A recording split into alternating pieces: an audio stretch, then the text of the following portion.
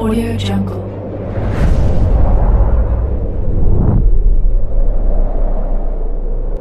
Yo, balik lagi bersama Mimin di Manhwa TV. Kali ini kita akan lanjutkan pembahasan dari cerita Overlord of Insect. Sebelum lanjut, Mimin ucapkan terima kasih kepada GLD yang telah mentraktir Mimin di Saweria. Semoga rezekinya semakin lancar, amin. Mimin infokan kembali bagi teman-teman yang ingin menonton video terbaru lebih cepat, silahkan bergabung menjadi member di channel ini dengan biaya 5K per bulannya. Jika tidak, teman-teman bisa bersabar lebih dulu selama 2-3 hari untuk menonton video terbarunya. Tanpa berlama-lama, yuk kita masuk ke disclaimer dulu.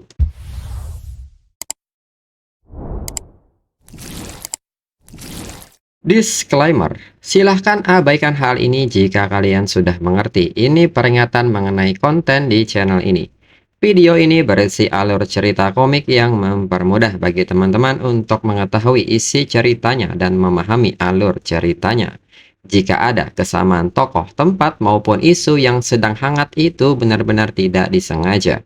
Dan peringatan bagi teman-teman untuk tidak mencontoh atau meniru perkataan maupun perbuatan yang tidak baik yang ada di video ini. Karena cerita ini hanyalah fiktif belaka. Jika mengerti, yuk kita masuk ke ceritanya. Cerita berlanjut. Kemudian saat ini di zona perang Qinluo. Saat ini para penjaga masing-masing dari zona perang negara Xia tengah berkumpul di bangku penonton. Dan Luo Sandao seketika mengatakan bahwa Tian Dawang duduk di barisan terdepan dari penjaga zona perang. Namun Mu Han Qiu sendiri bisa memaklumi hal tersebut. Akan tetapi Mu Han Qiu sendiri merasa heran mengapa Ji Hongyin dari kota sihir juga duduk di daerah penjaga zona perang. Suan Yue pun seketika memberitahu Jiang Chen. Itu karena mereka tidak memiliki penjaga di zona perang kota sihir saat ini. Maka dari itu ayahnya ada di sana. Luo Sandao dan Mu Han Qiu pun seketika bereaksi dengan hadirnya Suan Yue dan menyebut Suan Yue adalah kapten dari tim musuh. Mengapa Suan Yue melihat Jiang Chen dengan wajah semerah teko mendidih? Lalu perhatian orang-orang teralihkan dengan sebuah kapal besar yang datang. Orang-orang pun mengetahui bahwa itu adalah zona perang dari ibu kota. Ini sungguh kehadiran yang sangat kuat. Kekuatan tempur kapal ini mungkin sebanding dengan penjaga zona perang yang 8 kali lipat. Mereka pun menilai zona perang ibu kota benar-benar memamerkan kekayaan mereka. Mereka harus takut bahwa orang lain mungkin tidak tahu seberapa besar bisnis keluarga mereka. Lalu saat ini Yin Zhan pun seketika turun dari kapal tersebut. Jiang Cheng yang melihat hal ini pun menilai bahwa dia benar-benar mempunyai aura yang sangat luar biasa. Orang-orang pun mulai merasa kesal karena orang-orang dari ibu kota baru saja pamer. Namun menurut mereka dalam hal keterkejutan dan kekaguman, zona perang Guanghai juga tidak akan kalah. Orang-orang juga bertanya-tanya mengenai Yun Zhantian dari Guanghai. Apakah ada yang salah dengannya? Dia juga sangat sombong. 9 naga menarik peti mati. Itu bahkan lebih dibesar-besarkan daripada ibu kota. Lalu Yun Zhantian sendiri menyebut bahwa ketika mereka muncul dari peti hari ini, dirinya akan membaptiskan pintu masuk mereka dengan nama hidup menuju kematian. Tepat nomor 1 di daftar Tianjiao tahun ini, pasti akan menjadi bagian dari zona perang Guanghai. Kemudian pembawa acara pun menyebut bahwa dalam pertarungan tim ini, setiap zona perang harus bertindak sebagai satu kesatuan. Dari 8 zona perang besar, 4 akan dihilangkan. Selain itu, di dalam dunia rahasia, zona bertahan hidup akan menyusut setiap jamnya. Jika ada tim yang tidak bergerak, mereka akan dihukum dengan sambaran petir. Lalu saat ini Jiangnan tim sudah memasuki alam rahasianya. Jiang Cheng yang memperhatikan keadaan sekitar pun menilai bahwa ini adalah medan perangnya. Lalu Bai Feng pun mengatakan bahwa tepat di sana adalah zona pertempuran terakhir. Bai Feng pun meminta Jiang Cheng selaku kapten tim untuk memberitahu rencananya. Jiang Cheng yang mendengar hal ini agak kebingungan saat diminta menjelaskan rencananya. Bai Feng pun menyebut bahwa di antara 8 zona perang utama, mereka yang memiliki kapabilitas untuk masuk di sini adalah semua dari 10.000. Jika mereka ingin menghilangkan orang lain, mereka harus memikirkan cara untuk menyerang lebih dahulu. Mendengar hal ini, Muhan Qiu segera bereaksi dan bertanya soal sikap Bai Feng yang berani berbicara kasar dengan Jiang Cheng. Namun, Jiang Cheng segera menghentikan tindakan dari Muhan Qiu dan mengatakan kepada Bai Feng bahwa apa yang Bai Feng katakan itu adalah benar. Dalam situasi ini, mereka memang memerlukan sebuah rencana. Jiang Cheng pun meminta mereka untuk menunggu, biarkan dirinya mengambil sesuatu dari penyimpanan. Melihat gerak-gerik Jiang Cheng, mereka pun yakin kapten tim pasti sudah membuat persiapan. Dan nyatanya Jiang Cheng malah mengeluarkan alat-alat untuk barbeque. Luo Sandao yang melihat hal ini pun merasa heran mengapa Jiang Cheng malah menyiapkan alat dan bahan makan untuk barbeque. Dan ini membuat semua orang kaget. Muhan Qiu pun segera bertanya mengenai sikap Jiang Cheng. Meskipun Jiang Cheng selalu benar, tetapi apakah ini pantas dilakukan saat situasi seperti ini? Luo Sandao membenarkan hal itu. Mereka berada di titik kritis sekarang. Sedangkan Tang Ying sendiri hanya bisa menutup matanya, serta menilai bahwa Jiang Cheng mungkin pandai dalam segala hal. Tetapi dia benar-benar tidak pandai untuk menjadi kapten tim. Lalu Bai Feng pun bertanya apakah Jiang Cheng masih ingat dengan aturannya. Jika mereka tinggal di sini, mereka akan disambar petir. Jiang Cheng pun mengaku bahwa dirinya masih ingat, tetapi seharusnya tidak ada masalah jika mereka memiliki barbeque kecil. Bagaimanapun mereka perlu makan dengan baik agar bisa bertarung dengan baik. Namun, Wu Suang sendiri menanggapi ini dengan cara berbeda dan menyebut Jiang Cheng sangat jenius. Dirinya sangat memahaminya sekarang. Dengan ini, biarkan dirinya membantu Jiang Cheng dengan tusuk sate itu. Hingga akhirnya, Wu Suang pun juga ikut menemani Jiang Cheng untuk mempersiapkan barbeque-nya. Lalu mereka pun menyebut dalam pikiran mereka bahwa ini tidak mungkin. Ada dua orang yang tidak dapat diandalkan dalam tim mereka secara bersamaan. Namun mereka mencoba menilai dari sisi lainnya. Mungkin ada makna yang lebih dalam di balik semua ini. Hingga pada akhirnya, dengan pemikiran ini, mereka menyebut pemikiran Jiang Cheng memang bijaksana. Alhasil, semua orang pada akhirnya terlibat untuk menyiapkan barbeque ini agar bisa segera makan. Lalu dalam pikiran Jiang Cheng sendiri, alasan pertama untuk barbeque adalah karena dirinya benar-benar lapar. Jiang Cheng juga menyayangkan bahwa sejak para serangganya mulai bereproduksi lagi, nafsu makannya menjadi lebih tinggi dan selalu tak terpuaskan. Kedua, dirinya tidak takut dengan hukuman petir dan dirinya bahkan ingin mengambil alih petir-petir itu. Tetapi melihat ekspresi mereka, penjelasan apapun yang mereka pikirkan tidak sesederhana dirinya. Kemudian Muhan Qiu pun mendekati Jiang Cheng dan mengatakan bahwa dirinya juga sudah mengerti maksud Jiang Cheng. Jiang Cheng pun seketika bertanya apa yang sebenarnya Muhan Qiu pahami. Muhan Qiu pun menyebut bahwa skema Jiang Cheng terlalu canggih. Dirinya terlalu bodoh sehingga tidak bisa mengetahuinya. Mendengar hal ini, Jiang Cheng merasa heran mengapa Muhan Qiu mengatakan bahwa Muhan Qiu sudah mengerti. Muhan Qiu pun dengan polosnya menyebut bahwa semua orang mengerti maksud Jiang Cheng. Jadi, jika Muhan Qiu mengatakan bahwa dirinya tidak mengerti, maka dirinya akan terlihat bodoh. Jiang Cheng pun hanya bisa menahan ketawanya mendengar hal ini. Sedangkan Wu Suang sendiri menilai bahwa strategi yang digunakan Jiang Cheng hanya muncul sekali dalam sejarah. Jika dirinya belum mempelajari ratusan daftar Tian Jiao sebelumnya, dirinya benar-benar tidak dapat sepenuhnya memahami Jiang Cheng. Wu Suang tidak menyangka Jiang Cheng berusaha keras untuk kompetisi ini.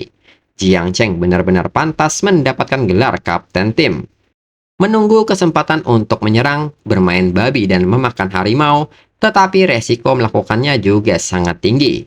Wu Suang pun bertanya-tanya apakah Jiang Cheng tidak takut dikelilingi oleh kelompok, atau apakah Jiang Cheng tidak pernah takut dengan apapun. Wu Suang pun penasaran apakah ini yang disebut mentalitas tak terkalahkan. Tidak heran kakek Xuanji meminta dirinya untuk bergaul dengan Jiang Cheng dan lebih mengamati Jiang Cheng.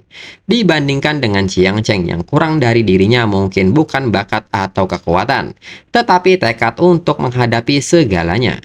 Lalu Jiang Cheng pun seketika bertanya mengapa Wu Shuang menatap dirinya dengan tatapan seperti itu. Wu Shuang pun menyebut bahwa dirinya benar-benar tidak setara dengan Jiang Cheng. Jiang Cheng pun seketika kaget dan bertanya apa yang sedang Wu Shuang bicarakan. Apakah itu sebuah mantra? Di sisi lain, Gu Kaitian yang melihat Jiang Cheng dari layar monitor pun merasa malu. Semua orang sedang beristirahat atau menjelajah, tetapi Jiang Cheng malah menyiapkan sebuah acara piknik. Jiang Cheng pasti mempelajarinya dari Hong Yao. Sebagai saudari senior tertua, dia telah memimpin saudara laki-lakinya ke jalan yang sesat. Gu Kaitian pun merasa ini sangat memalukan. Bagaimana dirinya bisa menghadapi Duan Xinghai saat dirinya kembali? Lalu di saat itu, seseorang dari zona perang ibu kota pun tertawa dan menyebut bahwa Jiang Nan benar-benar bersiap kali ini. Ketika Run Huang masih lebih muda, dia juga sengaja tinggal di tempatnya, menunggu hukuman petir datang. Setelah itu, 4 tim tertarik dan datang untuk menyelidiki. Dalam satu ayunan, mereka semua dilenyapkan, dan dia melakukan semuanya sendirian. Kekejamannya, keberanian, dan ketegasannya, semua ini membuat orang mengaguminya. Sekarang ratusan tahun telah berlalu, tetapi keturunan Ren Huang yaitu Yin Zhan belum mencapai sesuatu yang besar. Sebaliknya, beberapa omong kosong ayam dan anjing adalah orang-orang yang meniru strateginya. Orang ini pun bertanya-tanya apakah mereka layak. Gu Kaitian pun seketika merespon hal ini dan menyebut apakah mereka layak atau tidak itu terserah. Gu Kaitian pun menyebut bahwa orang ini sebagai seorang pembelot yang menyembunyikan dirinya di dalam gua. Lalu Hong Yen pun meminta Gu Kaitian tidak marah dengannya. Hong Yen meminta Gu Kaitian untuk memperhatikannya. Ada Wu Xiang, King Lan, dan Tian Fu yang bergabung lagi tahun ini. Ibu kota dalam masalah besar. Gu Kaitian pun menyebut bahwa bibit Tian Xiao tahun ini semuanya tidak lemah. Dirinya khawatir ibu kota mungkin akan mengalami kecelakaan. Orang dari ibu kota pun merespon dan menyebut bahwa hanya sekelompok orang kampung dan anjing menggonggong berani-beraninya mencoba skema melawan ibu kota. Namun di saat itu orang-orang pun heboh melihat pergerakan dari masing-masing zona perang. Tampaknya para elit dari 4 zona perang ini tidak menargetkan ibu kota, tetapi Jiangnan sebagai gantinya. Gu Kaitian pun seketika merespon bahwa mereka tidak ingin memilih zona perang yang kuat, namun menargetkan yang lebih lemah dahulu.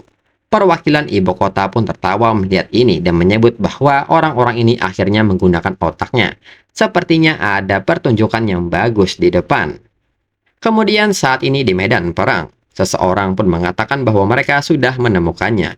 Zona perang Jianan saat ini berada di 10 mil barat laut, tapi mereka sedang makan barbeque dan tidak memasang pertahanan ke arah manapun. Orang-orang ini pun merasa heran dan mungkin ini adalah sebuah jebakan, atau mereka mungkin benar-benar sedang lapar. Namun mereka menyebut ini mustahil dan membandingkan dengan keadaan mereka saat ini. Lalu salah satu kapten tim dari zona perang Tianfu yang bernama Luo Shen meminta mereka untuk berhenti berdebat. Karena mereka tidak bertahan, maka hal lain yang mereka lakukan tidak relevan. Maka dari itu mereka tetap akan melanjutkannya sesuai rencana. Dan jangan lupa bahwa mereka masih memiliki mitra yang tertinggal. Pertempuran ini harusnya diselesaikan dengan cepat. Mereka akan membagi 20 tentara elit mereka menjadi 3 kelompok. Grup dirinya akan bertanggung jawab untuk menahan Wu Shuang. Tim Wu Qingqing akan bertanggung jawab dengan Jiang Cheng. Dan diketahui Wu Qingqing adalah kapten tim dari zona perang Qinluo. Wu Qingqing pun menyebut meskipun Jiang Cheng dapat mengendalikan Nine Miasma Wing, dia tidak bisa menggunakannya di sini. Selama mereka tidak memberinya kesempatan untuk menggambar senjatanya, dia harusnya mudah untuk ditangani. Lalu Luo Shen mengatakan bahwa kelompok dan Li Shuang memiliki tugas yang paling sulit dan itu adalah untuk berurusan dengan kelompok zona perang Jianan yang lainnya. Dan diketahui dan Li Shuang adalah kapten tim dari zona perang Wu Xiang. Dan Lin Shuang pun meminta mereka untuk tidak khawatir, dirinya akan memurnikan semuanya. Lalu Luo Shen meminta kepada Liu Hang untuk membantu semua orang dengan manipulasi ruangnya. Dan diketahui, Liu Hang adalah kapten tim dari zona perang King Lan. Liu Hang pun meminta mereka untuk segera bersiap dan jangan membuang-buang waktu. Lalu Gu Kaitian yang masih memperhatikan Jiang Cheng makan pun menilai bahwa musuh telah memasuki kisaran 500 meter. Gu Kaitian pun bertanya-tanya apakah Jiang Cheng menyadarinya. Namun Gu Kaitian merasa Jiang Cheng tidak mungkin menyadarinya, bahkan jika murid dirinya tidak kompeten. Wu Shuang pasti akan menemukan mereka. Gu Kaitian pun sangat kesal dan bertanya-tanya mengapa Jiang Cheng masih makan. Jiang Cheng akan terbunuh jika terus melakukannya. Lalu penjaga zona perang Qinglan pun tertawa dan menyebut bahwa kemampuan persembunyian space manipulasi yang Liu Hang dari Qinglan tidak tertandingi dalam hal ini. Lalu zona perang Qinluo menyebut bahwa Wu Qingqing adalah assassin terbaik di dunia. Jangankan Jiangnan, bahkan di pangkalan musuh, mereka bisa membunuh para dewa. Kemudian dari zona perang Wuxiang menyebut bahwa Dan Li Xuang adalah Dewi Air nomor 1 di negara Xia. Dan jangan pernah berpikir meremehkannya hanya karena dia lembut. Lalu zona perang Tianfu juga menyebut bahwa Luo Shen mereka di samping pondasi spiritualnya kuat, dia juga merupakan yang terbaik dalam mengatur skema. Dan kini, mereka bergerak sangat cepat mendekati zona perang Jiangnan, hingga tersisa jarak 100 meter lagi. Dengan ini, Jiangnan siap untuk dieksekusi. Kemudian Wu Shuang sendiri yang menyadari pergerakan musuh yang mendekat, dan Wu Shuang tidak menyangka musuh mereka akan tiba lebih dulu sebelum petir. Dan mereka juga telah melanggar tanda 100 meter. Dan Jiang Cheng masih belum bergerak. Wu Shuang pun bertanya-tanya apakah Jiang Cheng tidak menyadari hal ini. Namun Wu Shuang sendiri menepis pikiran ini. Wu Shuang yakin Jiang Cheng menyadarinya. Lalu Luo Shen pun memberitahu mereka bahwa jarak mereka tinggal 10 meter. Dengan ini Jiang Cheng akan menerima kematiannya. Namun di saat Jiang Cheng menyantap daging besar, Jiang Cheng pun bersin sehingga daging yang dipegang pun terlempar. Bersamaan dengan itu, Luo Shen yang ingin menyergap Jiang Cheng malah terkena lemparan daging tersebut, yang membuat posisinya terungkap. Wu Shuang yang melihat Luo Shen muncul segera berlari ke arahnya. Wu Shuang pun menyebut bahwa ternyata Jiang Cheng menyadarinya. Jiang Cheng benar-benar pandai menutupi pikirannya. Jiang Cheng sendiri pun bertanya-tanya dengan situasinya. Wu Shuang pun menyebut bahwa di zaman kuno, orang menghancurkan cangkir sebagai sinyal. Hari ini mereka melempar tulang sebagai gantinya. Ini sangat jenius, seperti yang diharapkan dari Jiang Cheng. Wu Shuang juga menyebut bahwa musuh mereka dapat mengatur pembatasan dan bahkan mengatur ilusi yang melingkar sementara di bawah pembatasan. Namun sayang sekali mereka semua jatuh ke dalam perangkap Jiang Cheng. Dan seketika Wu Shuang menghancurkan pembatasan itu. Luo Shen pun sangat kesal dan menyebut Wu Shuang bisa saja bergerak karena Wu Shuang sudah menemukan mereka sebelumnya. Mengapa melakukan hal sejauh ini untuk mempermalukan dirinya? Wu Shuang pun meminta Luo Shen untuk berhenti berbicara omong kosong. Luo Shen pun menekankan jika mereka mundur sekarang, mereka pasti akan hancur. Dengan ini, Luo Shen meminta semua orang untuk mengikuti rencananya, bergabung dengannya untuk menghancurkan Jiangnan.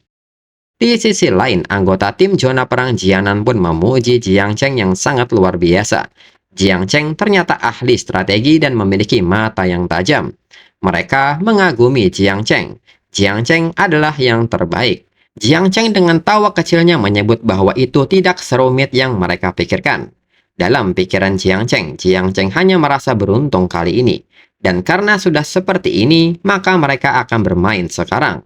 Jiang Cheng pun seketika maju dan meminta Mu Hankyu dan Luo Sandao untuk melindungi Prince dan Li Bing. Dan jangan biarkan siapapun mengalahkan mereka. Mu Hankyu dan Luo Sandao pun mengerti. Jiang Cheng sendiri berpikir bahwa kali ini dirinya akan maju lebih dulu untuk meregangkan ototnya. Meskipun melihat momentum Wu Shuang, tampaknya tidak ada orang lain yang perlu dikhawatirkan untuk saat ini. Lalu Luo Shen yang berhadapan dengan Wu Shuang pun mengatakan bahwa Wu Shuang terlalu kuat dan mereka membutuhkan dukungan dari tim lain. Liu Hang pun seketika merespon hal ini dan bertanya tidak bisakah Luo Shen menahannya untuk sementara waktu. Liu Hang pun seketika meminta Dan Li Xuang dan timnya untuk datang mendekatinya. Liu Hang pun sangat kesal dengan situasinya karena tidak ada yang berjalan sesuai rencana. Namun di saat itu Jiang Cheng pun melompat ke arah Liu Hang dan menyebut bahwa dirinya menemukan pengguna kemampuan berbasis ruang yang menyediakan support jarak jauh. Liu Hang yang melihat Jiang Cheng pun seketika bereaksi dan segera kabur melalui ruang dimensinya. Jiang Cheng pun menegaskan bahwa dirinya tidak akan membiarkan Liu Hang melakukan apapun yang Liu Hang inginkan. Liu Hang sendiri menilai bahwa untuk sekarang dirinya hanya bisa bersembunyi di ruang dimensi ini untuk sementara waktu. Liu Hang pun bertanya di manakah Wu Qingqing. Mengapa timnya tidak berurusan dengan Jiang Cheng? Di sisi lain, nyatanya saat ini Wu Qingqing tertahan oleh Tang Yin yang terus memberikan tekanan kepada Wu Qingqing. Tang Yin pun mengatakan bahwa mereka berdua adalah assassin, tetapi orang-orang sekalipun mengatakan bahwa Wu Qingqing adalah nomor satu dan dirinya adalah nomor dua. Tang Yin benar-benar ingin menentukan dan menuntaskannya hari ini. Siapa nomor satu sebenarnya? Di samping itu dan Li Suang sendiri kini tertahan oleh Bai Feng.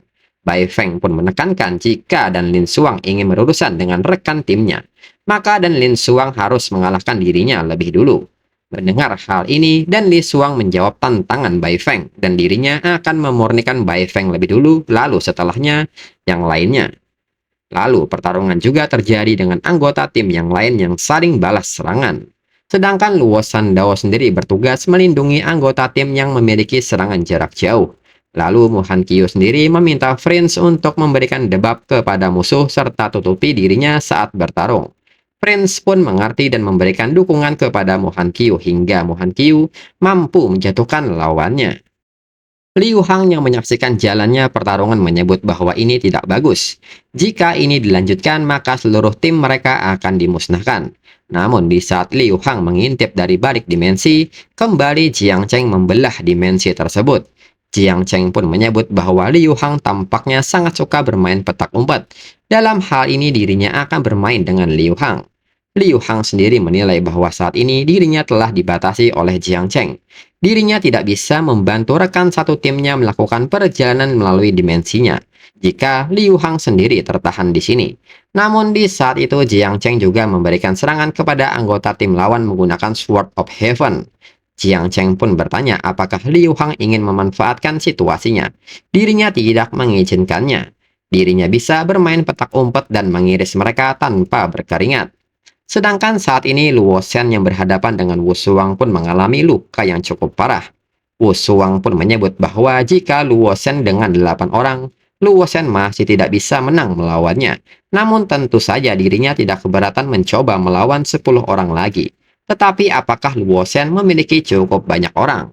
Dalam pikiran Luo Shen, ini omong kosong. Rencananya berantakan. Wu Shuang terlalu kuat dan Jiang Cheng masih bertarung bebas di medan perang. Mereka pasti akan ditakdirkan kalah jika ini terus berlanjut. Lalu Luo Shen yang menatap ke atas langit pun menyadari bahwa awan telah berkumpul dan akhirnya petir itu di sini. Luo Shen pun menyebut bahwa hukuman petir sudah dekat dan sekarang giliran Dan Lin Suang untuk bertindak serta meminta Dan Lin Suang untuk segera memanggil petir. Wu Shuang yang melihat hal ini merasa ini situasi yang buruk. Jadi inilah yang benar-benar mereka incar. Wu Shuang pun seketika meminta semua orang untuk segera membunuh Dan Lin Suang. Luo Shen pun menyebut bahwa ini sudah terlambat bagi mereka untuk melakukan tindakan apapun sekarang. Dan seketika Luo Shen mengaktifkan Chaos Illusion. Dan seketika Wu Shuang pun terkena debuff ini sehingga tidak bebas untuk bergerak. Wu Shuang pun menilai bahwa dirinya telah ceroboh.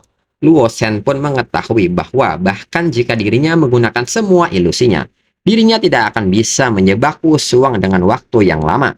Namun Luo Shen hanya perlu menjebak Wu Shuang selama 10 napas. Pada saat Wu Shuang membebaskan diri dari ilusi, Jiangnan akan dilenyapkan. Luo Shen pun meminta Dan Li Suang untuk cepat karena tidak ada waktu lagi.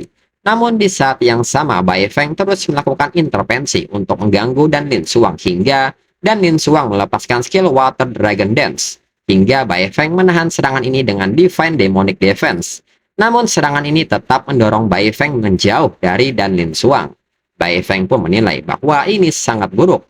Dirinya terdorong ke belakang. Dan kesempatan ini pun segera dimanfaatkan Dan Lin Suang untuk mengaktifkan skill The Azure Water.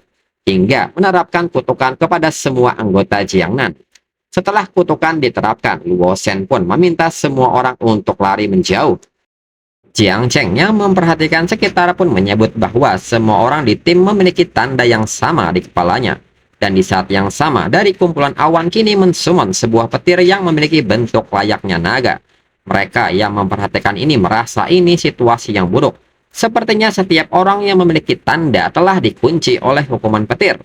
Kekuatan hukuman petir sebanding dengan raja tingkat ke-7. Tidak ada cara untuk melarikan diri dari keadaan ini. Di sisi lain, Tang Yen pun menyebut bahwa dirinya telah memotong Wu Qingqing sebanyak 3 kali dan terakhir hampir membunuh Wu Qingqing. Dengan ini, Wu Qingqing telah kalah. Wu Qingqing pun menyebut bahwa itu tidak ada artinya.